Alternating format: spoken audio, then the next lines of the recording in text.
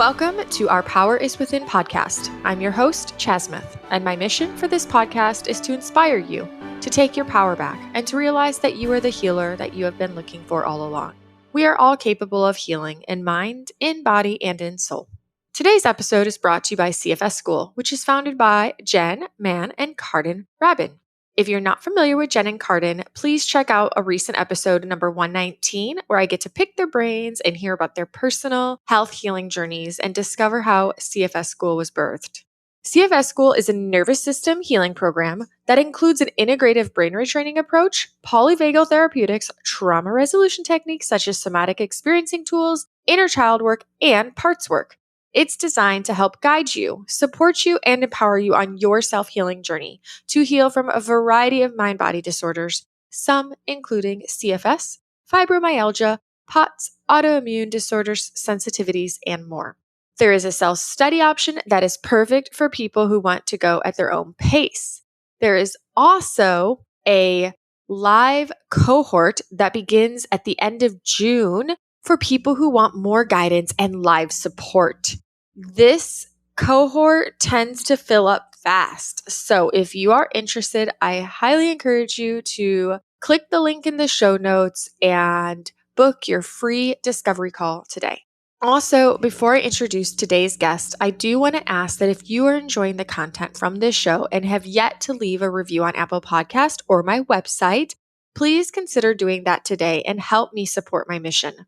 My website is ourpoweriswithin.com. You can also follow me on Instagram at ourpoweriswithin. And lastly, remember to subscribe to the podcast channel on YouTube if you like to watch videos, as over the next few months, I will be posting more video interviews. And thank you for tuning in. So today's guest is Jason Cornish, and he's here to share his testimonial story. He's still very much on his healing journey, as most of us are. But he's made tremendous strides, and he has had an awesome enough experience to come on and share with us what this healing ride has been like so far for him, what he's learned for himself, and what has and hasn't worked for him.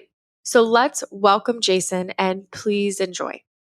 Jason, thank you so much for being here with me today to share a healing testimonial for everyone out there who's listening. As we all know, these stories can be really inspiring and supportive for other people on their journey. So thank you for a willingness to be vulnerable and show up and share today. My pleasure, Chaz. So what I'm going to do, let's see. I know that you're still on your journey, and so many of us are, right? Like, where does it actually end? When does it end? What quantifies or qualifies being totally healed? Is it really just the elimination of all symptoms, or does it go deeper than that? I really always welcome people at any point in their journey where they've really experienced wins and successes along the way. So I don't know if this is something that you could share, but if you do actually have like a summary or a synopsis of simply what you weren't once able to do and where you're at now, like what I can do now. Like, I wasn't able to do this, but now I can do that. Do you think you could start there? Yeah, so let's start there. So as a brief summary, at my lowest point, I was near death. I was in zombie mode. I couldn't do much, and my days consisted of maybe an hour of energy. I got that low. And now I'm working full time. I have my own business. And, I have experiences this year of like sleeping in a room with fresh, wet paint, which is a big change for me. That's amazing. Oh, okay. Fresh, wet paint. Yeah. And for some people, they'd be like, well, what does that matter? I sleep in paint. But for anybody who's ever had any type of chemical sensitivities, we know that that is a huge deal. Yes, absolutely. Mm-hmm. So let's talk about your pre-perfect storm. Let me first ask, did you have what could be quantified as a perfect storm, as some people call it? Yeah, I could. So I remember early on in life, I had a few symptoms show up. Like, I remember having really sensitive eyes that was labeled or linked to dairy intolerance. But my perfect storm really culminated in a knee surgery. I had a biological knee replacement in 2014, which is kind of an uncommon surgery. But with the surgery itself, along with the opioid drugs that came with it, and being on bed rest afterwards for 3 weeks. That was the final straw that pushed my body into, well, basically close to death. Hmm. Yeah, I've never definitely heard of that kind of surgery before. So this will be interesting. What was life like before that, though? Like, who were you? What were you up to? What were you doing in the world? Hmm. So I would say my life really took off as a teenager. I really got into fitness and health, and I was actually quite good at it. And within that time, I, like so many young men, I got into bodybuilding. And along with that came for the first time, like a lot of success and confidence because it's like, dang, I'm really good at this fitness stuff. I can lift weights. But through that process, that's when I first learned that my body is actually quite different than most people. And what I mean by that is this: my muscles were always super strong. I only weighed 155 pounds in high school, but yet I could bench press 325 pounds. But I was never good at sports, and I never found out why until later in life. But, I'm on the, Ehlers-Danlos syndrome. I have very loose connective tissue, which is why I always got injured in sports.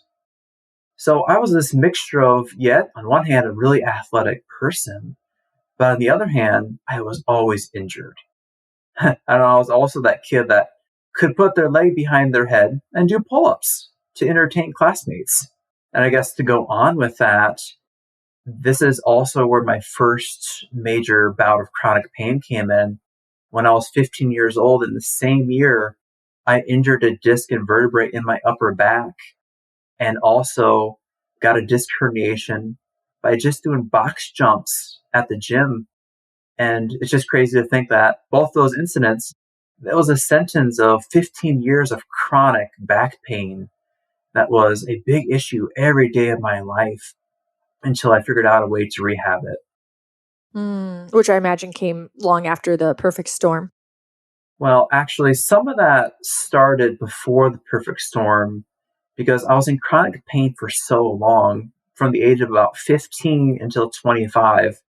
My perfect storm happened when I was about 27, 28. Okay. And then, so what was it for you? Like, what was the main catalyst for you for healing the chronic pain? Yes, it's really important that we talk about this. And, I love this about your podcast. So many of your guests talk about the power of the mind to heal the body. And I believe that, not fully, because I'm still in the process. But I just want to let everyone know, all the listeners know, that sometimes it is just mechanical. For me, in my back pain, both the upper and lower back pain, it wasn't until I found a really old school master physical therapist who changed my life. And after doing very diligent, dedicated therapy for both my upper back and lower back, I was able to escape this debilitating chronic back pain and got it reduced in both places by 80-90%.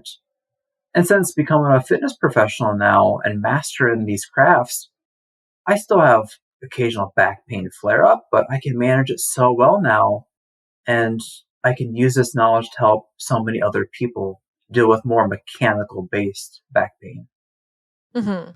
So you have had some healing through approaching things from a purely physical perspective, which is awesome. And I honestly completely agree with you. Sometimes we can want so badly to believe that it is 1000% always not physical, but there can absolutely also be physical elements as well. I've seen some people experience profound healing through approaching and addressing physical injuries and physical pain through a physical approach, you know? Yes, yes. And yeah. And so it's very real. I think that's why there's a lot of really great mind body practitioners and physicians out there who firmly believe in the importance of proper, thorough diagnosis to really rule out any type of physical issue before approaching it purely from a mind body perspective.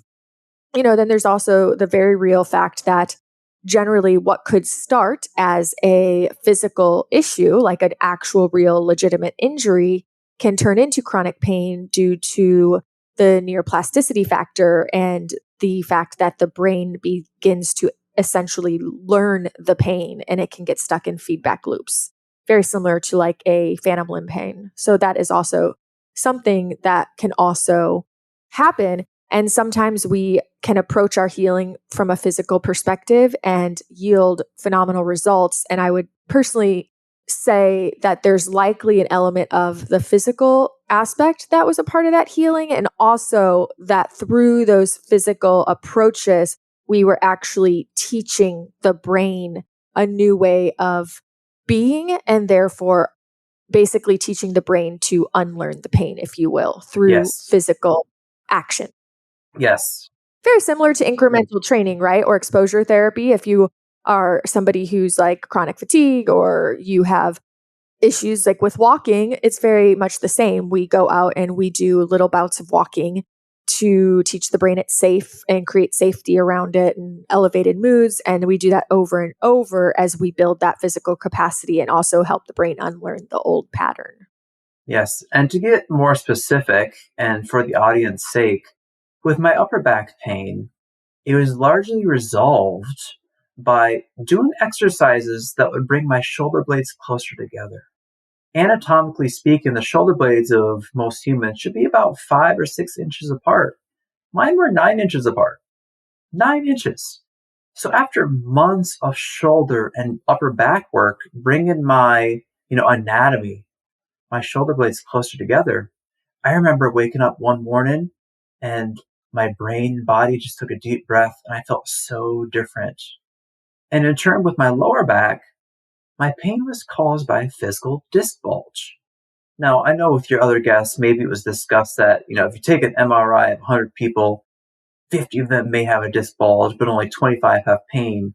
Like, I get that information. But sometimes when a disc is bulged out and touching a nerve, no amount of DNRS or brain training is going to change that until that disc bulge is reduced to a certain extent. So the main therapy that I use for my low back pain, my disc herniation bulge, is the work of Robert McKenzie to basically use back extension techniques to push the bulge back into place. And that worked very well for me, whereas yoga, something that I used first to try to deal with my back pain, actually made it worse. But yet, when I did yoga, when I stretched, it felt better, but only in the moment. Whereas the extension-based techniques actually resolved it over time. And in my own work with clients, I find that a very common story where they can find certain tactics that kind of help short term, but a year or two later, they're still in the same cycle of pain and dysfunction. Mm-hmm. Yeah. That makes sense. Yeah, definitely not a one size fits all. That is correct. We've definitely learned that. And it's so great to address any angle that we can, But I also know that you did do some brain retraining, correct? Yes. So Yes. on from the mechanical, after my knee surgery, which I mentioned before, I was on bed rest and opioids for 3 weeks. And there was one night where my body just shifted for the worst. And I remember it so vividly.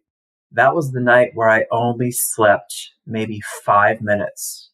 And for the entire night, my heart rate was accelerated. I didn't know what the heck was going on. And that was the beginning of my mast cell activation syndrome and chemical sensitivity, which is kind of all the same when it comes down to it. I understand that. And after being really lost with this condition and applying that mechanical principle to this, which didn't work in the end, I needed for that condition both pharmacological, or you could say mechanical, and brain retraining to resolve it. Mm-hmm. When did you begin a brain retraining program? So I hate to admit this, but I was lost for probably 2 years before I gave brain training any serious thought. And the first program that I came across was DNRS. Before it became an online program, I ordered a CD or download. And I remember receiving it, and I was open-minded. And I remember watching it, but gosh, my skeptical mind was so on fire as I listened to DNRS the first time. And I did give it a try, but after probably 3 months, I gave up on it and I actually asked for my money back. And it's interesting to think that if I hadn't given brain training another try, I would be one of those people that give a negative review saying, this is baloney. This brain retraining stuff is flim flam. It doesn't work. It doesn't make sense. I would be one of those people. But because of my life situation, I was forced to give it another try. Mm-hmm. I'm glad that you did. As am I.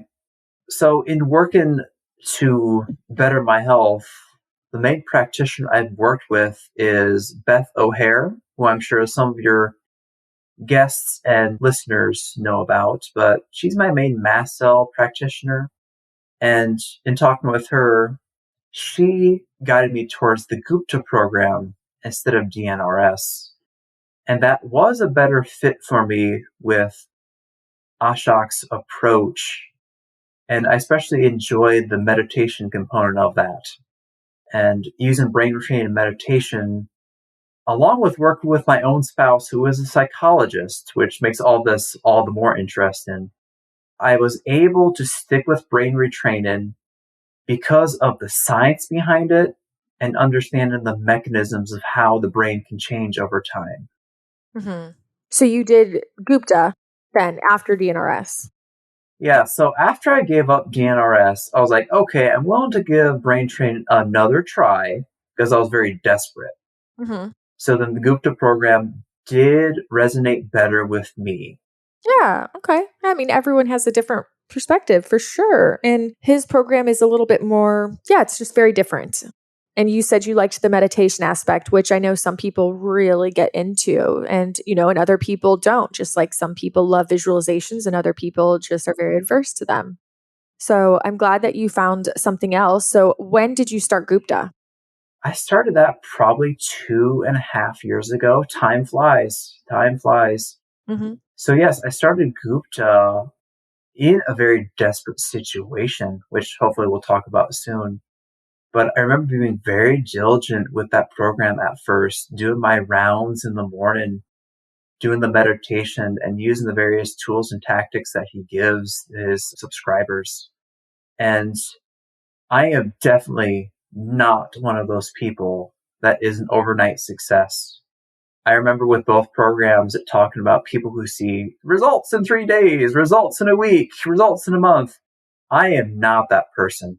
That is not my story.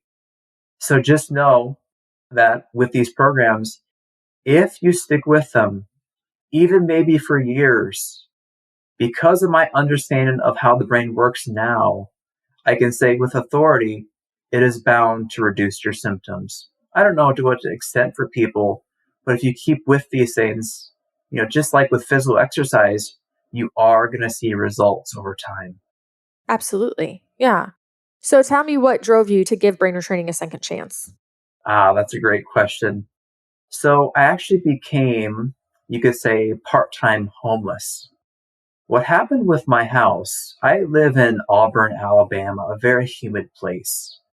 Our HVAC system, which is the system in houses that provide heating and air conditioning, became infected with bacteria. In the South, there is this condition we can get in our HVAC systems called smelly sock syndrome. Please look it up. It's fun to research.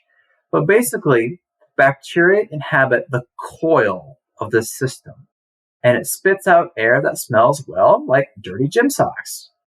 So because the air in our house had these bacteria endotoxins and such, my body rejected my house. I could only spend limited time in the house, and I certainly could not nap or sleep or rest in my house. So although I had access to shower and a kitchen, I had to spend most of my time outside. And with sleep, I had to sleep in my car and in a hammock. And that was quite the journey, and I'll never forget that the rest of my life. Wow. That's crazy. But you're not there anymore. You like sleep in your house now. You live a fully functioning life. Same house? Same house, same house. So with that, I will always be grateful for the comfort of four walls and heated and air conditioning. Because gosh, Chaz, sleeping out in a car when it's 22 degrees, that's tough. That's tough. But I must say, from another standpoint, I'm proud of how I did that. I survived that and did life sleeping in a car through the winter, through the summer. I did it and I survived. But yes, speaking of my house, we have the same house. And for me to get back inside my house, it was really two things. We had to do the remediation work, yes, but I also had to do the brain retraining. The two in combination was what got me back in my house full time. And I must say, it was mainly the remediation that helped me, but the brain train also helped me as well. Mm-hmm. And when was this? Like, when did you get back in your home? Okay, so I have been in my home now for probably 3 or 4 months in a row. Prior to that, I would sometimes have to sleep inside and outside depending on what we're doing with remediation. And by the way, we're dealing with water damage. We've had water damage to our house 3 times. Wow. Oh, it's been a beast. And my dear spouse, who I have to give much credit to, because of my chemical sensitivity, we have had to do everything by hand with low chemical, more eco products, which a lot of carpenters and contractors refuse to use because it's not their usual stuff. Right. So, yeah, if it wasn't for my spouse, I don't know where I would be, but, she has slaved away and sacrificed so much for energy and health and time in order to learn everything about how to remodel a house and do it from scratch. Mm-hmm. Wow. She's a keeper. Yes. Well, but back Yeah. to your question, I think I got in the house, I think it was last May, so May 2022. And then depending on what we were doing with the house, I would still react to freshly laid chemicals, whether it be caulk or paint and things like that. But over time, I have found new ways to train my body and brain to accept new applications. Heck, just this weekend, she applied some eco-friendly caulk and I slept in the house. I did not have to retreat outside to the hammock or my car. So that's a win, right? Yeah, it is. You said you found new ways to train your body to not react. So, what are some of the things that really worked for you in retraining your body to know? Let's say it's not really your body, it's your brain, but your brain to no longer react or respond in a exaggerated way to these scents. Yes, so I'd love to share that. So the number one technique that has worked for me, it would seem, is if I get around an object that I reject. And that could be a spice. It could be oranges. It could be food. It could be caulk. It could be paint, anything. And I find that if I sit with the item and I touch it and I breathe calmly and stay relaxed, you could say breath meditation. Sometimes I just count to 5, in breath for 5, out breath for 5. I do anything to stay calm around the object. That has helped tremendously. That's awesome. Now, on top of that, I also find that if I visualize me sleeping with the object, that my body will then accept it in time. Mm-hmm. Now, has this worked 100% of the time? It hasn't. But gosh, even with my skeptical mind and disposition, I have to admit that this has worked. Mm-hmm. Yeah. And, it will continue to work. I mean, it's layers, so sounds like you've made huge strides. I'm at the very beginning in your summary. You explained that you've recently slept in a room with fresh paint. That's huge. Yes. That's a huge stride. Yes. So how my symptoms work is with my, you could say, mast cell activation, my immune system going awry, my brain going on fire. It always happens at night. I have delayed reactions. So I can be around chemicals during the day, and I don't know if it's going to fully affect me until it's nighttime. So that manifests in 2 ways. I can either A, not fall asleep at all, which is actually the easier route, or B, I will wake up at 3, 4 o'clock, my brain and heart will be fully on, and I will not be able to sleep again. I will not be able to fall back asleep, and my immune system will go off. Wow. So I had an event, and it was a very scary night for me. I had anxiety. So the room that I sleep in, which is a little bit different than the other rooms because we have blocked off the air conditioner, so there's not a lot of free-flowing air when I sleep in there at night, which I'm going to train out of eventually.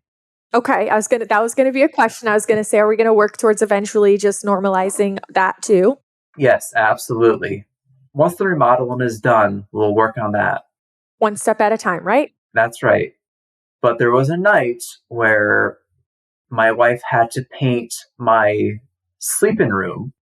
And to push myself, I decided I'm not going to automatically retreat to outside. I'm going to see if I can do this and sleep. And you know what? Despite all my skepticism, it worked. I fell asleep just like usual. Yeah. Yeah, I think that's really important because, something that we learn is avoidance isn't necessarily our friend because we think, okay, well, if I avoid this, then I won't have a reaction or the symptoms. However, often when we avoid things, we're actually reinforcing that old pattern and teaching our brain that what we're avoiding is not safe, hence why we're avoiding it. So I think that was a very courageous and bold and productive act on your behalf to say, no, I'm going to sleep in this room still, because that's literally sending a message to your brain that you know it's safe. And then your brain can actually go, oh, okay, all right, it's safe. Yes, absolutely. Now that was a victory and it felt so good. But to give an example, something I'm still working on is my family, we need a new washer and dryer. Companies have put new soundproof technology into a lot of new washers and dryers that my body reacts to. So we've had this washer and dryer in my garage for over a year now, and I have yet to train to have my body tolerate them in the house yet. And that's still a work in progress. I'm not going to give up. I'm going to keep going. But, that's not a victory quite yet. That's okay, because that's the whole thing that we're talking about is you're on a journey. And I think that's important to highlight is, a lot of people, a lot of us, we have like the more stubborn things that kind of linger or take the longest to rewire and retrain around.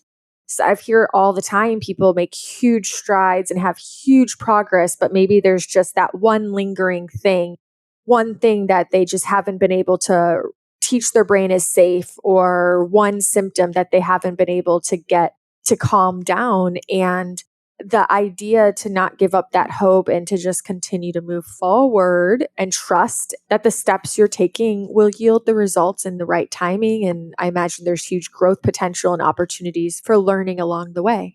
Yes, absolutely. And now to share another victory, which is big, is my diet. So I am one of those people that got down to about 10 foods.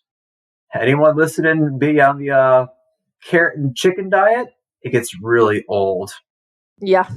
So with my dietary restrictions, that is one of the hardest things about having these chronic conditions. Restaurants are a nightmare, family get-togethers, holidays, all horrible, all anxiety, all stressful. But recently, my diet has opened up, and I can't believe what I can eat now, Chaz. It is insane. So what has worked with that primarily is, I would say, prescription medications. For me, my story is about prescription medications and how that has helped my body accept more food. So what has helped me the most is antihistamine and mast cell stabilizing medications. And we're talking Ketotifen, Cromolyn, and things of that nature. And also antifungals. I mentioned I work with Beth O'Hare earlier, and, I've definitely been down the mold path. I have that. It makes sense. And using binders and pharmaceuticals has been part of my story. But the pharmaceuticals has really been able to allow my body to accept a lot more foods. Now, I still use brain retraining with some foods because my body has reactions to things like spices and acidic foods like oranges and strawberries. And yes, I do need to use brain retraining and I actually should do that more. But for me to heal my gut, I've really needed those pharmaceutical medications. And that will be some people's story. And that's okay to use medications to get back to normal. I think it's very much okay for people to take whatever route they want to take for their journey because it's individual, you know? And my hope would be, though, that eventually you won't need the medications. Maybe you need them now, and maybe someday as you continue to retrain, you'll discover that you can wean off certain things. That's also a very common path I hear about. Yes, that would be fantastic. Yeah, but it's good to highlight that like sometimes we can become so afraid of things like a medicine, but it's a very individual choice and there's a time and place that choosing to take a certain medicine to help me feel better, to function and live a life I desire can be a huge catalyst in healing long term, because the more that I can function and live a life that I desire, which then allows me to create more joy and more wonder and more peace and calm and love in my life, the more I'm going to heal deeper layers, ultimately, maybe eventually leading to not needing said medicine, So, yeah, very individual, and definitely think that sometimes we can get very judgmental of not to other people, but of ourselves. Like, oh, I'm failing if I have to take this. And it's like, no, not at all. There's no one way, there's no one solution. We can just be grateful that something like that exists as an option to support us if we Yeah, choose. yeah. And I have the experience of being able to reduce certain medications or even get rid of them. A lot of people with histamine problems and mast cell problems have GERD. I was on acid blockers for years. I'm no longer on an acid blocker, thank goodness. Yeah. Yeah. So it'll just be a journey that you continue down. And as you continue to rewire and explore those next layers, you just never know what will unfold. It sounds like you're very committed, though, to your rewiring and your healing and continuing to retrain your brain and in different experiences. Yes, I very much look at my brain training like I used to look at my low back care. So, in my own journey with my low back, my back injuries, and also my clients, I look at the science behind low back pain and I see the mechanisms and understand it very well. After my initial, rejection of DNRS, I went to the Gupta program, but also learned about this. So now I understand how the brain works more. And that's been very important for me to have that, drive to be disciplined and committed to it, where I understand, yes, this is what the brain is like. This is what it needs to change. And if I continue to give it the right inputs, it will change and my life will be better. Yeah, absolutely. So, do you have any daily rituals other than like your brain retraining stuff? So with that, having a daily ritual, that's very tricky. I'm one of those people where as long as I don't get triggered, I'm a pretty high functioning person. So I run my own business. My wife has her own business. We have a busy household. I have a very busy life. So because of that busyness, it is hard to have consistent routines. So in short, I have turned into one of those people where I brain train on the fly whenever I have the opportunity. So yes, I do have daily rituals. Every day I try to do meditation. I get to a calm state. Every day I try to do a device called Brain Tap. I don't know if any of your guests have talked about that, but I try to do that for at least 15 minutes. And then every day I do some visualization work, whether that be in the car or at home for 5 minutes holding an orange or maybe some dry paint or whatever I'm working on. That's awesome. And if you miss doing one of those things one day, that's okay too, right? Absolutely. And there are many days where I have to skip and maybe I just do 2 minutes. I do revisit in my mind a little visualization every day, but sometimes that just doesn't happen. Life is busy. It can be, yes, absolutely. Yeah. And I think that having compassion and forgiveness and acceptance for wherever we're at is absolutely also important part of the healing journey. So you mentioned having clients, and you also mentioned that you're now working full time. What are you doing now? And is it different from what you did prior to like your perfect storm? It's not a lot different. I'm just a whole lot better of a practitioner because I have so many more tools and more life experience. So before my current job and have my own business, I worked as a personal trainer. And after a few years of that, I became a medical fitness professional. And we're kind of a rare breed. There's not too many of us. But basically, we are geared toward providing fitness and workouts and therapy for people with broken bodies that we aim to heal and to help over time. And I should tell this story real quick. How I got my own business is actually when my wife and I moved to Auburn, Alabama, I started to work at a hospital fitness facility, and I love that place so much. That was a great job, the best job I've ever had. But years ago, it was probably 4 or 5 years ago when this place was still open, they had a company come in to paint the walls and they used oil paint. And that was the end of my career at that gym. So that pushed me into having my own business. So because of life circumstances, I'm actually quite happy to have my own business now. And I guess that was a strange positive of having chemical sensitivity. hmm So you now have your own business and you work as a medical trainer.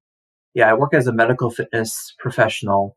And, I get clients that have a ton of mechanical issues, but every once in a while, I do get some people with more brain based issues. And I'm so happy that I can provide for them a means out of that dysfunction as well.